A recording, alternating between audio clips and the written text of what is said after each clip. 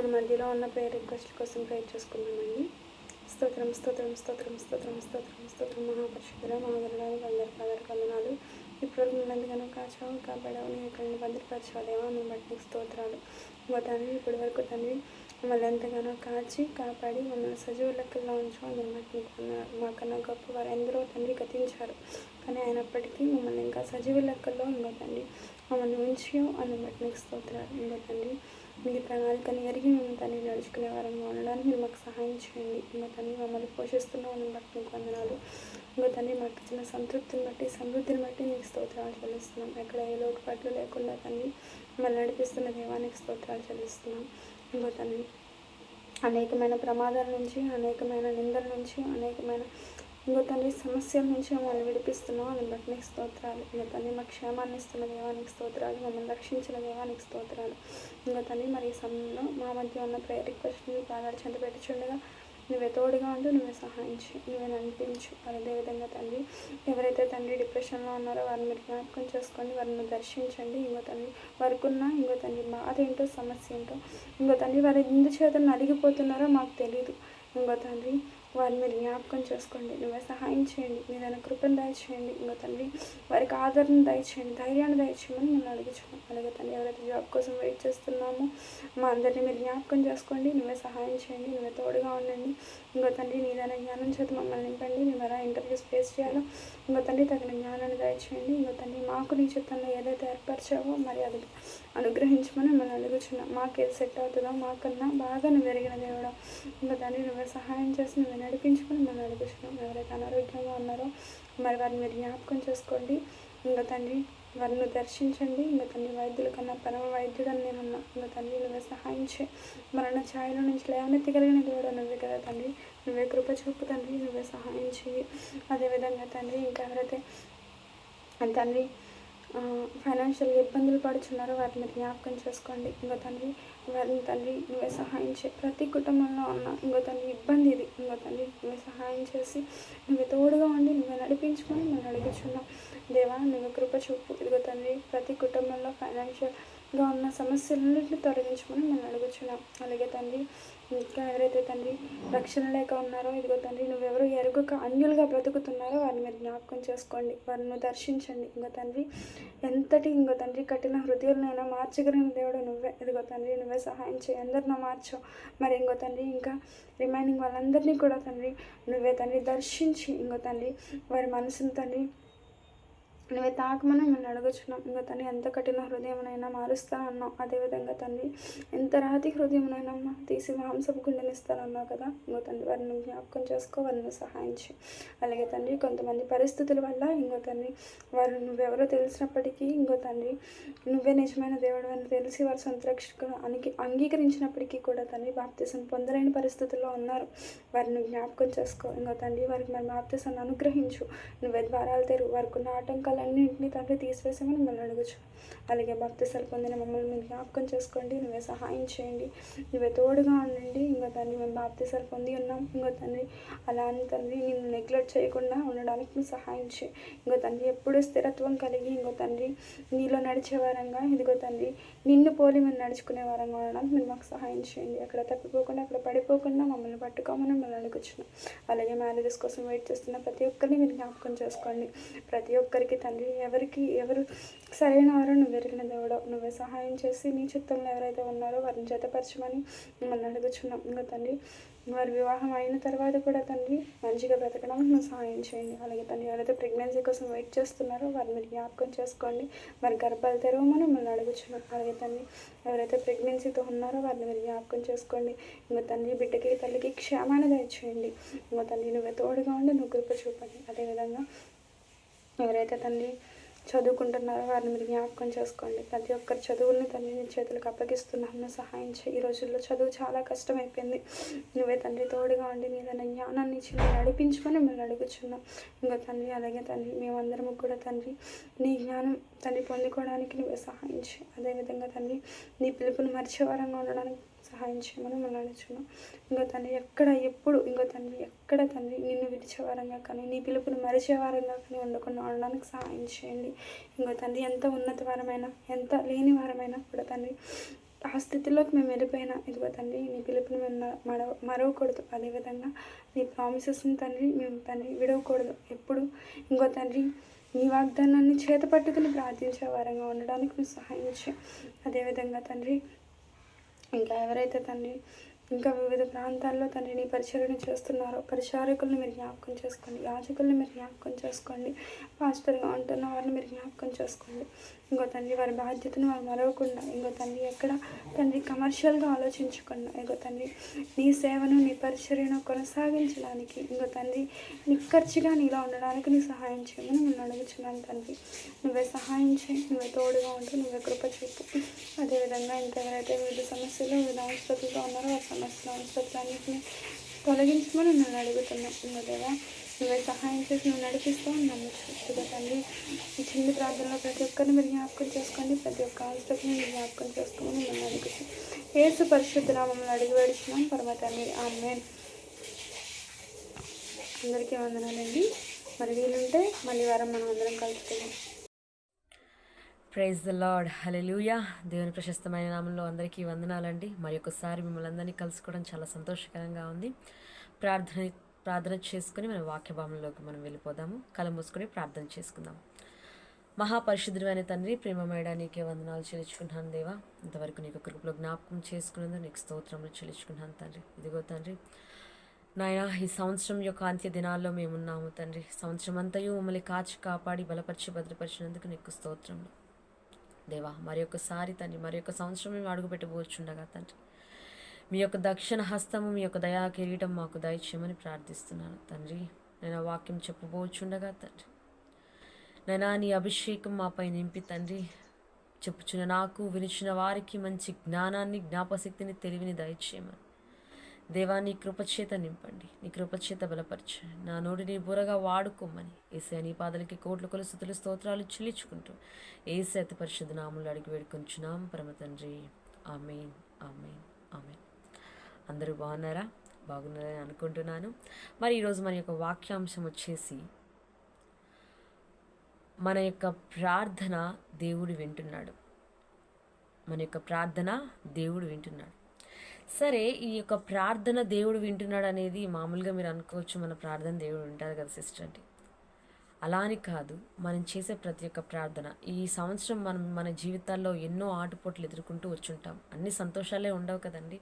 మన జీవితంలో ఎన్నో ఆటుపోట్లు, ఇబ్బందులు, సమస్యలు, కుటుంబ సమస్యలు కావచ్చు, ఆరోగ్య సమస్యలు కావచ్చు, ఫినాన్షియల్గా కావచ్చు, ప్రతి విషయంలో సమస్యలను మనం ఎదుర్కొంటూ వస్తుంటాం, అవును కదా. మరి అటువంటి సమస్యలన్నిటిలో నుంచి దేవుడు మనల్ని కాపాడుకుంటూ ఈ సంవత్సరం అంతయు కూడా కాపాడుకుంటూ ఈ దినాన మనము సజీవులుగా ఆయన నామాన్ని స్తుతిస్తున్నామంటే, ఆయన నామాన్ని ప్రచురం చేస్తున్నామంటే, ఆయన నామాన్ని ఘనపరుస్తున్నామంటే అది దేవుని యొక్క కృపా బాహుల్యమును బట్టి.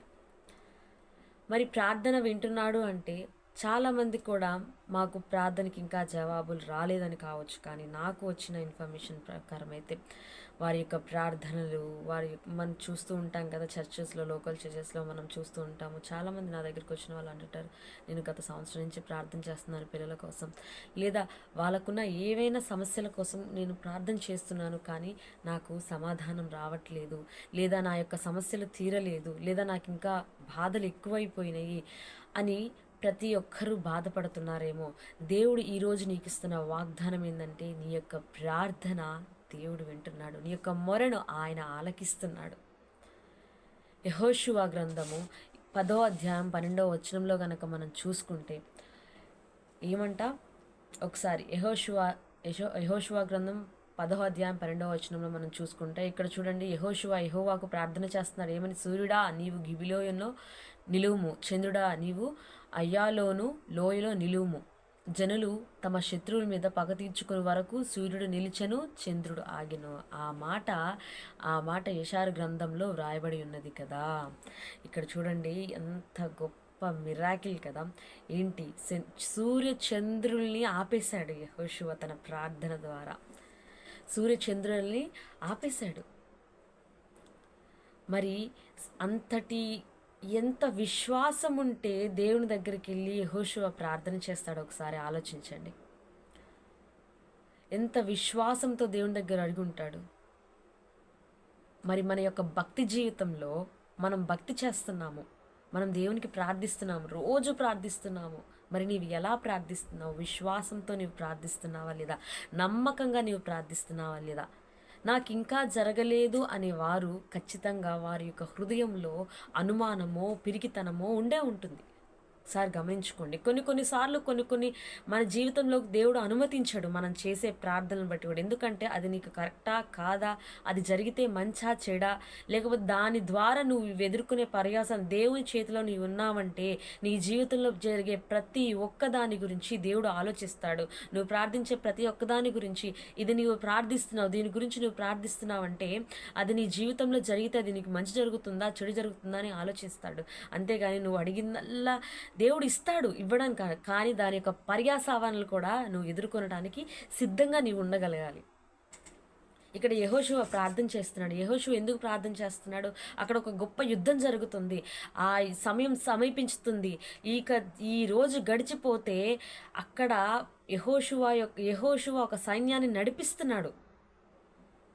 ఒక పక్క డైరెక్షన్స్ ఇస్తున్నాడు. తనకు అర్థమైపోయింది అక్కడ జరుగుతున్న దాన్ని బట్టి తనకు అర్థమైపోయింది, ఓహో ఈ రోజు ఇలా గడిస్తే మమ్మల్ని వారి శత్రువు వాళ్ళ చేతిలోకి తీసేసుకుంటారు, మమ్మల్ని పడగొట్టేస్తారు, మమ్మల్ని చంపేస్తారు, వాళ్ళ కుటుంబాలన్నీ కూడా నాశనం చేస్తారని యెహోషువకి ఒక ఎస్టిమేట్ వేసేసుకున్నాడు.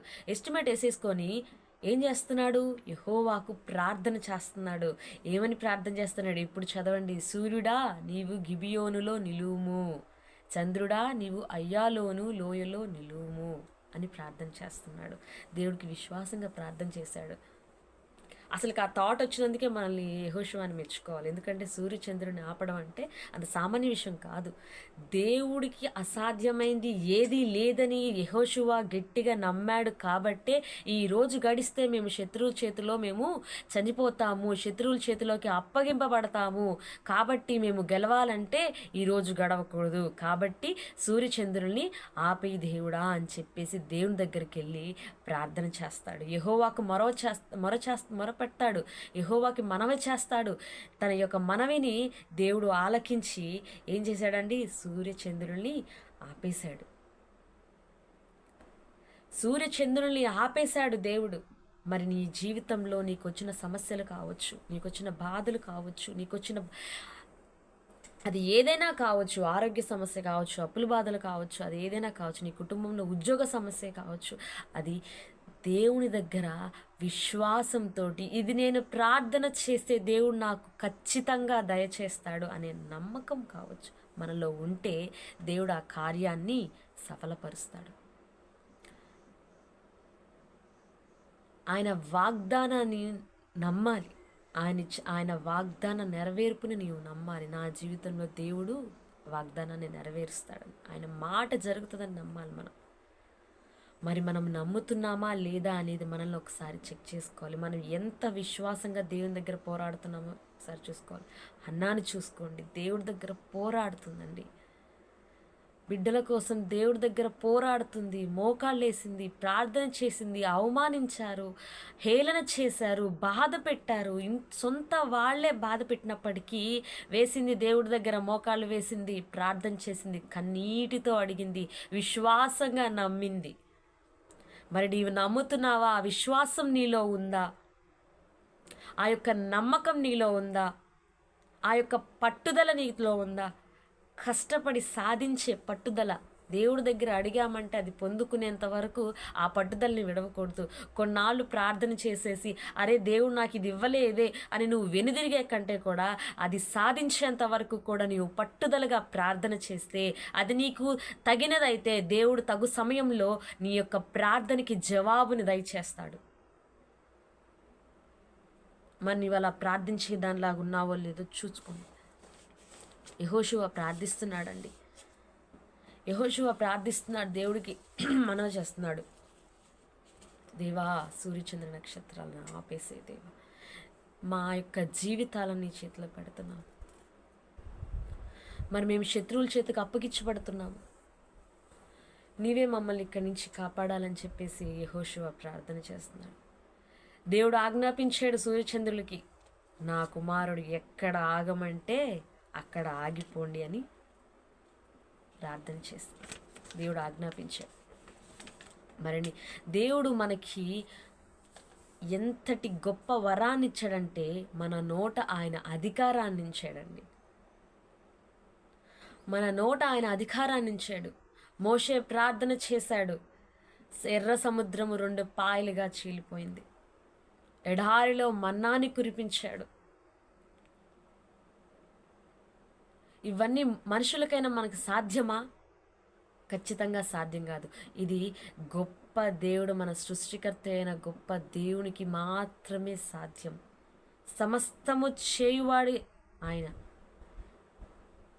ఇది కేవలం దైవశక్తికి మాత్రమే సాధ్యమైంది. మరి అటువంటి అసాధ్య కార్యాలను కూడా దేవుడు మనకి సాధ్యపరుస్తాడు. మరి మన జీవితంలో మనం ఏ విధంగా దేవునికి ప్రార్థన చేస్తున్నాం? పిరికి వారంగా ఉన్నామేమో. మనం ఒకసారి ఆలోచించుకోవాలి. మన ప్రార్థనలకి జవాబు రావాలంటే మనము దేవుని దగ్గర గోచాడాలి, ప్రార్థించాలి, పట్టుదలగా ఉండాలి, విశ్వాసంతో ఉండాలి, నమ్మకంగా ఉండాలి. నీవేదైతే విశ్వాసంతో అడుగుతావో అవన్నీ కూడా దేవుడు తప్పకుండా నెరవేరుస్తాడు. ఆమేన్, హల్లెలూయా. తప్పకుండా నెరవేరుస్తాడు. అది కష్టం. మన జీవితాల్లో ఎన్నో కష్టాలు రావచ్చు, నష్టాలు రావచ్చు, బాధలు, శోధనలు ఇవన్నీ రావచ్చు. ప్రతి మనుష్యునికి ఇవన్నీ ప్రతి ఒక్కరి జీవితంలో జరిగేవి. కానీ వాటన్నిటినీ ఎదుర్కోవాలి అంటే మనకున్నది ఒకటి ప్రార్థన. మన యొక్క ఆయుధము ప్రార్థన. నీ ప్రార్థనకి సృష్టే లోబడుతుందండి. మనం చేసే ప్రార్థన సృష్టే తల వంచుతుంది. సృష్టినే ఆపేశాడు దేవుడు.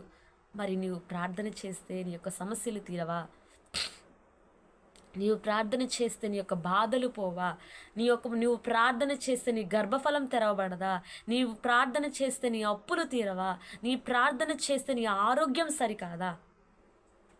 కానీ ఎలా ప్రార్థన చేయాలి? విశ్వాసంతో. నేను ప్రార్థన చేస్తే దేవుడు నాకు దయచేస్తాడు అని నువ్వు నమ్మాలి. ఆయన స్వస్థపరచు దేవుడు, స్థిరపరచు దేవుడు, బలపరచు దేవుడు, ఆశీర్వదించే దేవుడునై ఉన్నాడండి. మరి ఇన్ని కార్యాలు దేవుడి చేతిలో ఉన్నాయి అంటే మరి నీవు ఏ విధంగా నీవు ప్రార్థిస్తున్నావు? ఒకసారి నువ్వు ఒకసారి గమనించుకో, ఆలోచించు. దేవుని దగ్గర మనం ఏ విధంగా ప్రార్థన చేస్తున్నామనేది. మీకు ఇంకొకరిని పరిచయం చేస్తాను. మత్తయి సువార్త 15వ అధ్యాయము 28వ వచనం.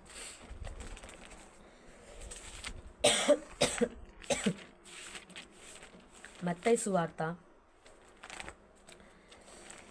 15వ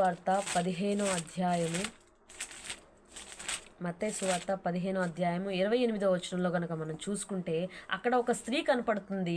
ఆమె ఏం చేస్తుంది? దేవుని దగ్గరికి వెళ్ళి గోజాడుతుంది. దేవా, నా బిడ్డ అనారోగ్యంతో బాధపడుచుంది, నువ్వు ఒక్కసారి వచ్చి నా బిడ్డని స్వస్థపరచవా అని అడుగుతుంది. మనం చూస్తుంటాం అనారోగ్యాలు చాలా ఉంటాయి, చాలా రకాలు ఉంటాయి. దేవుడు ఇంకొకరిని కూడా స్వస్థపరిచాడు, అనారోగ్యంతో బాధపడే ఒక స్త్రీని. మన బైబిల్లో చూసుకుంటూ ఉండేది మత్తయి సువార్తలో. ఎవరండి ఆమె? మత్తయి సువార్తలోనే ఉంటారు. ఒకసారి ఆలోచించండి. రక్తస్రావం గల స్త్రీ.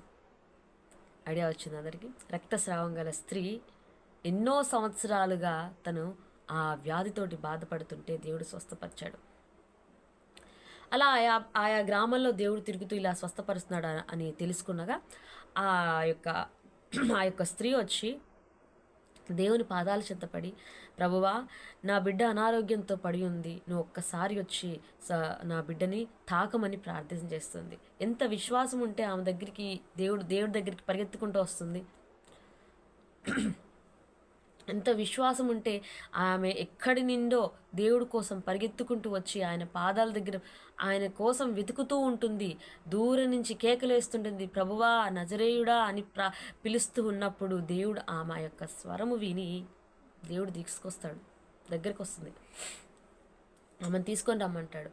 ఆమెను తీసుకొని రాగానే అప్పుడు చెప్తుంది, నా బిడ్డ అనారోగ్యంతో బాధపడుతుంది, ఒక్కసారి వచ్చి నువ్వు కొంచెం ఆ బిడ్డని తాకవా, ఒక్కసారి మాట్లాడవా దేవా అని అడుగుతుంది. అప్పుడు దేవుడు అంటాడు, చూడండి 15వ అధ్యాయం 28వ వచనం. అందుకు యేసు, అమ్మా, నీ విశ్వాసము గొప్పది, నీవు కోరినట్టే నీకు అవునుగాక అని ఆమెతో చెప్పెను. ఆ ఘడియలోనే ఆమె కుమార్తె స్వస్థత నొందెను. చూడండి, ఎంత చక్కటి అద్భుతం కదా ఇది. అమ్మా, నీ విశ్వాసము గొప్పది, నీ విశ్వాసము గొప్పది. ఎంత చక్కటి సాక్ష్యం అండి అది. మరి మన యొక్క జీవితాలు అటువంటి సాక్ష్యం ఉందా? మన విశ్వాసం గొప్పది అని ఎప్పుడు అనిపిస్తుందండి? ఆయన యొక్క సూచక క్రియలు మన యొక్క కుటుంబంలో జరిగినప్పుడు మన విశ్వాసం గొప్పది అని తెలుసుకుంటాం. అమ్మా, నీ విశ్వాసము గొప్పది, నీవు ఎల్లు, నీ కూతురు స్వస్థపడింది అని అంటాడు. మరి మన యొక్క విశ్వాసం ఎలా ఉంది? ఆమె ఎంత విశ్వాసంతో అడుగుంటే దేవుడు వెంటనే స్వస్థపరుస్తాడు. ఆ గడియలోనే ఆ కుమార్తె స్వస్థత పొందింది. నీవు ఎప్పుడైతే విశ్వాసంతో నీవు అడుగుతావో, దేవుడి దగ్గర ఎప్పుడైతే ప్రార్థన చేస్తావో, నమ్మకంతో ప్రార్థన చేస్తావో, ఆ క్షణమే ఆ మినిట్టే నీవు దేవుని దగ్గర నుంచి ప్రెజెన్స్ పొందుకుంటావు. దేవుని యొక్క గొప్ప కార్యాన్ని నీ జీవితంలో చూస్తావు. ఏమని కోరుకోవాలి? ప్రియ దేవుని జనమా, మీరు కూడా కోరుకోండి. ఆమె అయితే ఎలా కోరుకుందో, దేవుడి దగ్గరికి వెళ్ళి విశ్వాసంతో అడిగిందో, విశ్వాసంతో వేడుకుందో, నీవు కూడా అలానే కోరుకో. యవనస్తులైన మీరు దేవుని దగ్గర ఏం కోరుకోవాలి? దేవా, ఆత్మాభిషేకాన్ని నువ్వు, ఆత్మల యొక్క భారాన్ని కలిగజేయి. అలాగే నువ్వు అభిషేకాన్ని, దేవుని యొక్క అభిషేకాన్ని నువ్వు కోరుకో. ఆత్మాభిషేకాన్ని మాకు దయచేదేవా అని చెప్పేసి ప్రతి ఒక్కరం కూడా కోరుకోవాలండి దేవుని దగ్గర. ఆయన సన్నిధిలో ఆయన పాదాలు పట్టుకోవాలి. దేవుని బిడ్డమైన మనము ఆయన యొక్క పాదాలను వేడుకోవాలి. ఆయన యొక్క ప్రజెన్స్ మన ముందు ఉండేటట్టుగా మనం ప్రార్థన చేయాలి. ఆయన మనతో ఉంటే చాలండి. ఆయన మన పక్కన ఉంటే చాలు. మనకున్న ఎటువంటి సమస్యనైనా సరే మనం ఈజీగా దాన్ని ఎదుర్కొనే శక్తి ఆయన మనకిస్తాడు. మరి మన పక్కన ఉన్నాడో లేదో ఒక్కసారి మనం ప్రార్థన చేయాలి, గట్టిగా ప్రార్థన చేయాలి. ఎప్పుడైతే నీవు ప్రార్థిస్తావో, ఎప్పుడైతే నీవు ఆయన ముందు గోజాడతావో, దేవుడు తప్పకుండా మన యొక్క ఆశలు నెరవేర్చే దేవుడు, మన యొక్క కోరికలు నెరవేర్చే దేవుడు, మన యొక్క బాధల్ని తీర్చే దేవుడు. ఆయన ఎల్లప్పుడూ మన పక్కనే ఉంటాం. ఆయన ఒకటే మాట, నేను తలుపు యొద్ద నుండి తట్టుచున్నాను, ఎవరైతే నా స్వరము విని తీస్తారో వాళ్ళ దగ్గరికి నేను వస్తానన్నాడు. మరి నీ హృదయం అనే తలుపు దగ్గర ఆయన నిలబడి తట్టుచున్నాడు. మరి ఆ యొక్క తలుపును తీస్తున్నావో లేదో ఒకసారి గమనించుకో. నీవెలా ప్రార్థన చేస్తున్నావో, మరి నీ యొక్క ప్రార్థనకి సమాధానం కావాలి అంటే నీ యొక్క క్రియలను బట్టి కూడా ఆ యొక్క సమాధానాలు ఆధారపడి ఉంటాయి. మనం చేసే క్రియలు ఎలా ఉండాలి? దేవునికి సంబంధించిన క్రియలు అయి ఉండాలి, కానీ దేవుడికి వ్యతిరేకంగా మన యొక్క క్రియలు ఉండకూడదు. ఎప్పుడైతే దేవునికి వ్యతిరేకంగా మనం ఉంటామో పైకి భక్తి కాదు, పైకి భక్తిగా నీవు నటించి నీ హృదయంలో నీవు చెడు ఉద్దేశాలు, చెడు ఆలోచనలు ఉంటే నీ ప్రార్థనకి జవాబు అనేది ఎక్కడి నుంచి వస్తుంది? మరి పైకి భక్తిగా నటించడం కాదు, పైకి భక్తులమని చెప్పుకోవడం కాదు, కానీ మన యొక్క ప్రార్థన అనేది, మన యొక్క జీవితం అనేది ఎలాగైతే నీవు మందిరంలో ఉంటావో, ఎలాగైతే నీవు మందిరంలో నివసిస్తావో, ఎలాగైతే నీవు మందిరంలో పిలువబడతావో అదే యొక్క భక్తి జీవితం నీ యొక్క జీవితంలో కూడా ఉంటే, నీ యొక్క క్రియల్లో కూడా ఉంటే, దేవుడు ఖచ్చితంగా నీ యొక్క ప్రార్థనకి జవాబును దయచేస్తాడు. వేషధారుల వలె ఉంటే అది ఎంత మాటికి మనకి మంచిది కాదు. యెరోబాము భార్యని ఒకటే మాట అంటారు, మారువేషంలో వస్తుంది తను దేవుని సన్నిధికి. వాళ్ళ యొక్క కుమారుని కాపాడుకోవడానికే, పాపం తప్పుగా ఏం రాలేదు, కుమారుని కాపాడుకోవడానికి యెరోబాము భార్య మారువేషం వేసుకొని వస్తుంది. కానీ దేవుడు అక్కడ ఆ యొక్క దైవజనునికి ముందుగానే తెలియజేస్తాడు, పలానా ఆమె మారువేషంలో వస్తుంది, తనతో నువ్వు మాట్లాడు అని. వచ్చింది, ఆయన సన్నిధికి వచ్చింది. వెంటనే ఆ యొక్క దైవజనుడు ఆమెను కనుక్కున్నాడు. నువ్వు మారువేషంలో వచ్చినంత మాత్రాన నేను కనుక్కోలేను అనుకుంటున్నావా? నీవెళ్ళు, నీ యొక్క దేశంలో అడుగు పెట్టక మునిపే నీ కుమారుడు మరణిస్తాడని చెప్పాడు. మరి చూడండి, మారువేషంలో వచ్చింది, మారువేషంలో వచ్చి ఏం పొందుకుందండి? ఏం ఫలాన్ని పొందుకుంది? కుమారుని చంపుకుంది. కుమారుని కోసమే వచ్చింది, కుమారుని యొక్క స్వస్థత కోసం తను వచ్చింది, కానీ చివరికి ఆ కుమారుణ్ణి చంపుకుంది. మరి నీ యొక్క క్రియలు ఎలా ఉన్నాయో ఒకసారి నువ్వు గమనించుకో. మరి నువ్వు మారువేషంలో వెళ్తున్నావేమో, మారు మనసు లేకుండా వెళ్తున్నావేమో, పాప క్షమాపణ లేకుండా వెళ్తున్నావేమో. ఒకసారి నిన్ను నువ్వు సరిచేసుకొని దేవుని మందిరంలోనికి అడుగుపెట్టి నీవు విశ్వాసంతో నమ్మకంతో గనక ప్రార్థన చేస్తే నీ యొక్క ప్రార్థన, ప్రతి ప్రార్థనకు జవాబు అనేది దొరుకుతుంది. అండ్ ఇంకొకరిని కనుక చూసుకుంటే మొదటి రాజుల గ్రంథం 18వ అధ్యాయం 38వ వచనంలో కనుక చూసుకుంటే, మొదటి రాజుల గ్రంథం 18వ అధ్యాయం 38వ వచనం కనుక చూసుకుంటే, అక్కడ ఒక దైవజనుడు ప్రార్థన చేస్తాడు.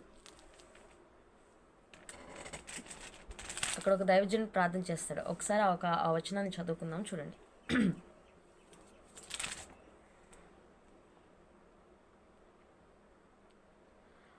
అప్పుడు అతడు ఇలాగున ప్రార్థన చేయుచుండగా యెహోవా అగ్ని దిగి దహన బలి పశువులను, కట్టెలను, రాళ్లను, బుగ్గిని దహించి కందకమందున నీళ్లను ఆరిపోజేసెను.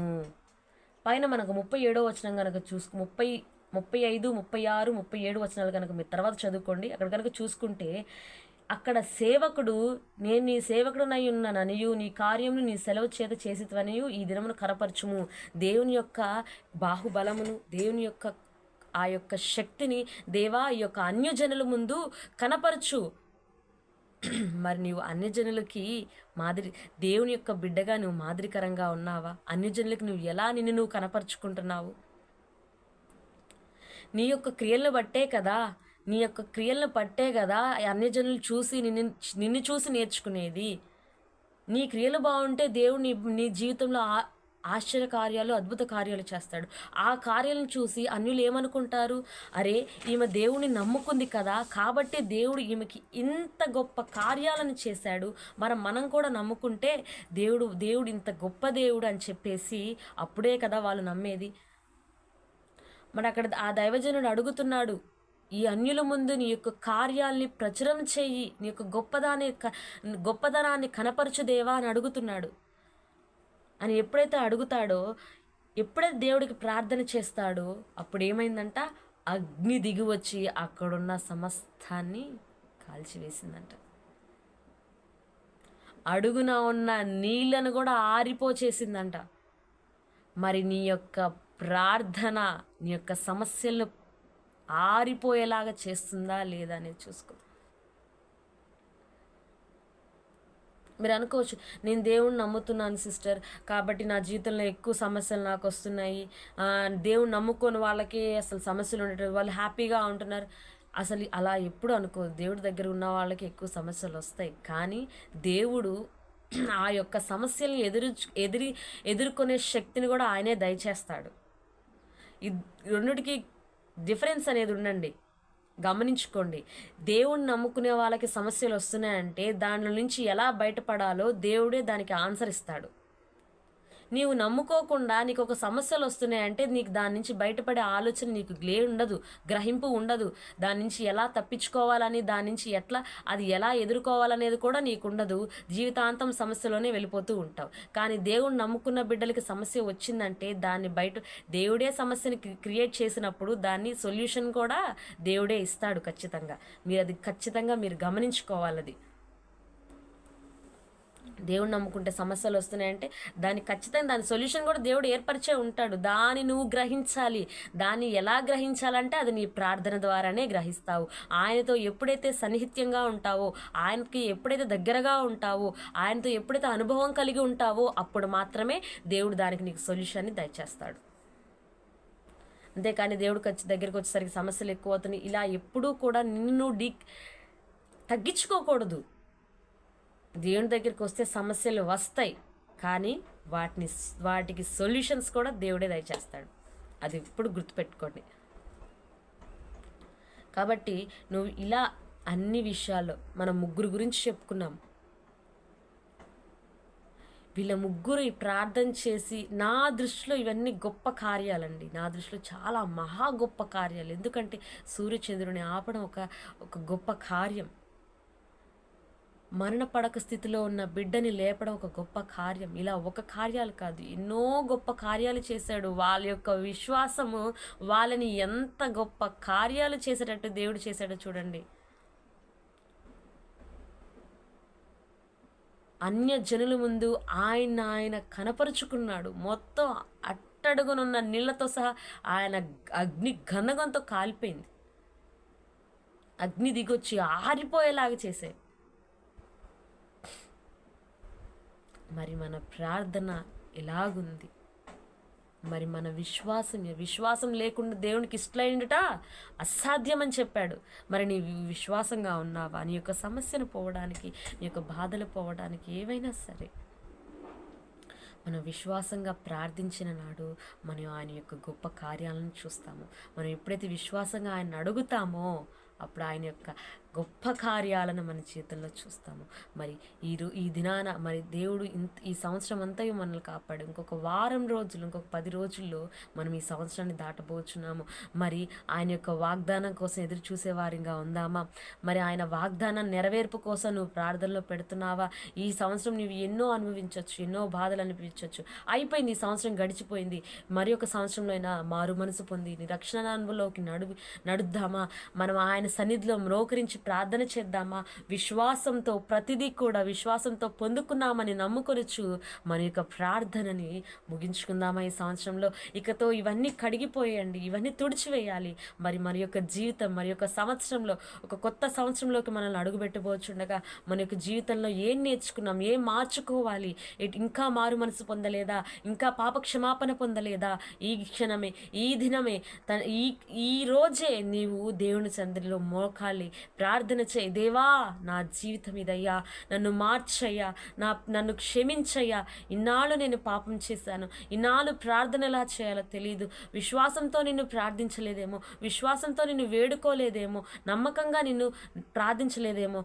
ఇవన్నీ కూడా దేవుని సన్నిధిలో పెట్టి నువ్వు ప్రార్థించాలి. ప్రార్థిస్తే దేవుడు తప్పకుండా నీ ప్రార్థన యొక్క జవాబు దయచేస్తాడు. ఇంతమందికి జవాబు దయచేసిన దేవుడు నీ ప్రార్థన, నా ప్రార్థన ఆలకించడంటారా?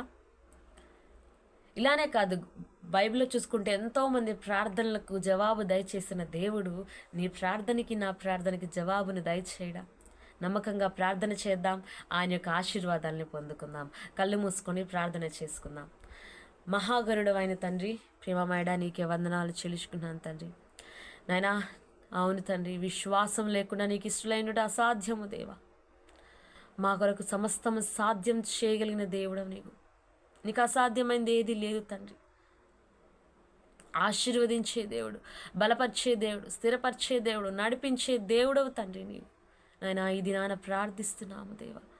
మా యొక్క ప్రార్థనకు జవాబు పొందుకున్నామని మేము నమ్ముచున్నాము తండ్రి. తండ్రి, నీ యొక్క కార్యంలో ఆలస్యం అవ్వచ్చు, కానీ తప్పకుండా జరుగుతాయి దేవా అని మేము నమ్ముచున్నాం యేసయ్య. దేవా, సంవత్సరములు గడిచిపోవచ్చున్నవి తండ్రి, మాలో ఇంకా మార్పు లేదేమో తండ్రి. మమ్మల్ని మేము సరిచేసుకుంటకు సహాయం దయచేయండి. యెరోబాము భార్య వలె వేషధారణ కలిగి ఉన్నామేమో దేవా. నాయనా, నీ వైపు చూసే మహాభాగ్యాన్ని ఇవ్వండి. మా యొక్క జీవితాలను తండ్రి వెచ్చగానైనా కాకుండా చల్లగానే నిలువెచ్చగా మేము జీవిస్తున్నామేమో, మమ్మల్ని మేము నైనా సరిచూచుకుంటకు సహాయం దయచేయండి. నైనా విన్న వాక్యములు తండ్రి, నైనా మా హృదయంలో నుంచి పోనీకోకుండా తండ్రి, నైనా వాటిని మా జీవితంలో అనుసరించేలాగా సహాయం దయచేయమని దేవా నీకే వందనాలు చెల్లించుకుంటూ నా యొక్క ప్రాంతం పరలోకి రాజ్యం చేర్చుకుని నా ప్రాంతం తప్పుడుంటే మన్నించమని ఇదే సహాయం దయచేయమని యేసు పరిశుద్ధ నామములో అడిగి వేడుకొనుచున్నాం పరమ తండ్రి. ఆమేన్, ఆమేన్. అందరికీ వందనాలండి. అండ్ అలాగే అందరికీ హ్యాపీ క్రిస్మస్ అడ్వాన్స్గా. Praise lord.